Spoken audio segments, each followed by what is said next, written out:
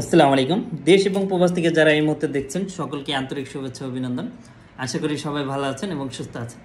আজকে বাংলাদেশে যে অবস্থা, এখন হচ্ছে নেটও কাজ করতেছে না, এরকম একটা অবস্থা করে রাখছে। তো আন্দোলন বিভিন্ন দেশে, আমি বিশ্বের অনেক দেশে গিয়েছি, অনেক দেশেই আমার যাওয়ার সৌভাগ্য হয়েছে এবং আমি দেখেছি। কিন্তু বাংলাদেশের মতো এরকম দেশ আমি কখনো দেখি নাই, যেখানে হচ্ছে এই যে আন্দোলন করতেছে ছাত্ররা বিভিন্ন, কেন এটা কেন করতে হবে? অন্যান্য দেশে আপনি দেখেন, আমাদের পার্শ্ববর্তী দেশ আপনি দেখেন, দুবাইতে দেখেন, মালয়েশিয়াতে দেখেন, এরকম তো হয়নি কখনো, তাই না? মাঝেটা যে হইলে এটা গভর্নমেন্ট মেনে নেয় যে কি আসে বিষয় হয়েছে, এবং মানে উভয় পক্ষ, ছাত্ররা বা দেশের যে জনগণ, তারাও মেনে নেয় যে আসলে বিষয়টা কি হচ্ছে, কোনটা করলে ভালো হবে। আর আমাদের দেশে হচ্ছে এটা কি, কেন এরকম হবে? ছাত্রদের কেনই বা মাঠে নামতে হবে? অথবা গভর্নমেন্টের যারা বড় বড় পদে আছে তাদেরকে রিকোয়েস্ট করতেছি বা তাদেরকে বলতেছি যে কেন জনগণ এত চেতবে, কেন জনগণ এত রাগান্বিত কেন হবে? সেটা কি আপনারা সলভ করতে পারেন না? যদি না পারেন তাহলে আপনারা বড় বড় দায়িত্ব পালন করতেছেন, তো কেন করতেছেন? আপনারা চেয়ারে বসে থাকলে তো হবে না।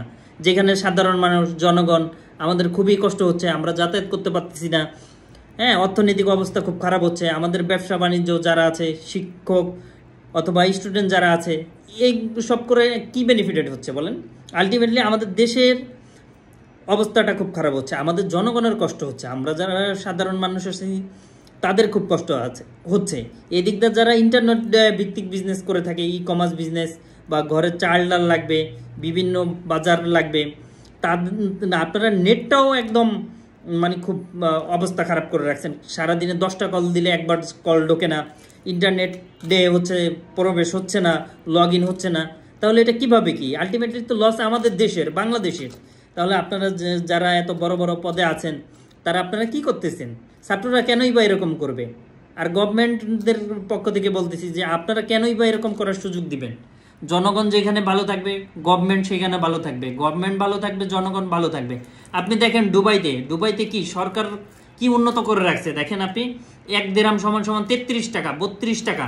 শুধু তাই নয়, জীবনযাত্রার মান কি উন্নত দুবাইতে। আপনার গোল্ডের দোকান থেকে শুরু করে এরকম কোনো জিনিস নাই যে আপনার 24 ঘন্টা, দিনরাত 24 ঘন্টা খোলা এবং তালাও মারা হয় না। সেই দেশটা তো ভালো চলতেছে। আর আমাদের দেশে চোর, বাটপাত, চিটার কেন? আপনারা কঠিন আইন করতে পারেন না, না কি আসে বিষয়? তাহলে কেনই বা জনগণ এত উত্তেজিত হবে আপনাদের প্রতি? আপনারা ক্ষমতায় আছেন, বেশ ভালো কথা, আপনারা থাকেন। সাধারণ জনগণের এত হয়রানি, এত কষ্ট, এটা তো মানে আপনারা ঠিক করতেছেন না। এটা আপনি উভয় পক্ষের বুঝতে হবে কি আসে এই বিষয়ে, কেন হচ্ছে, কোনটা করলে ভালো হবে, সেরকম একটা সমাধান করে দেন। আপনি দেখেন এশিয়ার মধ্যে অন্যান্য দেশে আন্দোলন হয় না তা না, আন্দোলন হবে একদিন, 1 ঘন্টা 2 ঘন্টা, পরের দিন সমাধান করে দিবে, তাই না? তো আপনারাও সমাধান করে দেন, এটা তো যেটা ভালো হয় সেটাই আপনারা করে দেন। কিন্তু কেন করতেছেন না?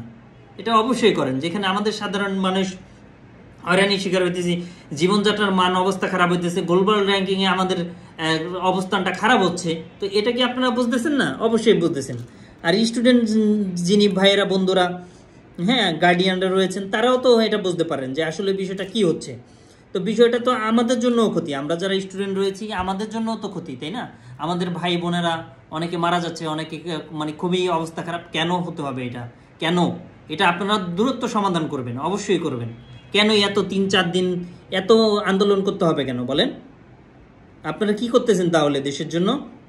এতটুকু সমাধান যদি আপনারা না করতে পারেন তাহলে কি পারবেন বলেন?